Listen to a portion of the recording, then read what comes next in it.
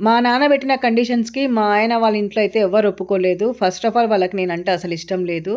నాకు చాలా సార్లు వార్నింగ్‌లు గూడా వచ్చినాయన్నమాట వాళ్ళ ఇంట్లో వాళ్ళ నుంచి. కానీ మేము అవేమి పట్టించుకోలేదండి. మేమిద్దరం పెళ్లి చేసుకోవాలని డిసైడ్ అయిపోయాననమాట. ఇదే మాట గట్టిగా చెప్పేసినా. మా ఇంట్లో అందరికీ చెప్పేసినా. నేను పెళ్లి చేసుకుంటే ఆయననే చేసుకుంటా. లేకుంటే సస్తా నేను అని చెప్పేసి గట్టిగా చెప్పేసిన. అయితే ఆ దెబ్బతో నాతో అయితే ఎవ్వరు మాట్లాడేవాళ్ళు గాదు. నాతో మాట్లాడకుండా మా నాన్న అసలు ఉండేవాడు గాదండి. కానీ ఈ దెబ్బకేంటంటే ఎంత చెప్పినా వినట్లేదేంది అనే బాధతో అయితే మా నాన్న గాని, మా అమ్మ గాని, మా ఇంట్లో ఎవ్వరు గూడా నాతో మాట్లాడేవాళ్ళు గాదు సరిగ్గా. ఏదో నేను తింటున్నా, ఉంటున్నా, ఆఫీస్‌కి పోతున్నా, నా పని చేసుకుంటున్నా, నేనొస్తున్నా అంతవరకే ఉందనమాట. అందరిని ఒప్పించడానికైతే చాలా ట్రై చేసిన ఫ్రెండ్స్ నేను. కానీ ఎవ్వరు కూడా ఒప్పుకోలేదు. లాస్ట్‌కి మా ఆయన వాళ్ళ ఇంట్లో కూడా ఎవరు ఒప్పుకోలేదు.